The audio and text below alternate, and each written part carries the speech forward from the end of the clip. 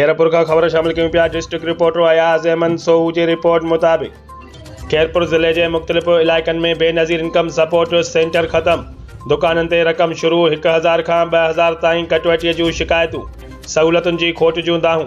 खैरपुर ज़िले के मुख्तलिफ़ इलाक़नि पीरगोठ, अहमदपुर, सदर जूं भटियूं, पिरियालो, वॾा महेसर, कोलाबजीअल, मांग ट्रगर, गंबट, ठेड़ी, थरी मीरवा, फैज़गंज ऐं ॿियनि इलाइक़नि में बेनज़ीर इनकम सपोर्ट सेंटर ख़त्म किया विया आहिनि। दुकाननि ते रक़म मिलण शुरू थी वई, जॾहिं त डिवाइस होल्डर मुस्तहक़ औरतुनि जी रक़म मां कटवटी 1000 रुपयनि खां 2000 रुपयनि ताईं करे रहिया आहिनि।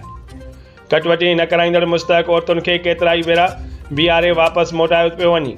उन सिलसिले में मुस्तहक़ औरतुनि जो चवणु आहे त असां हिते परे परे खां रक़म लाइ अचूं थियूं, पर हिते 1000 खां 2000 रुपयनि ताईं कटवटी कई पई वञे। बार बार शिकायतूं कयूं आहिनि, पर कंहिं बि नोटिस न वरितो आहे। जॾहिं त बेनज़ीर इनकम सपोर्ट प्रोग्राम जो फोकल पर्सन तालका इंतज़ामिया तोड़े पुलिस बि हिननि सां बिचो बणियल आहे।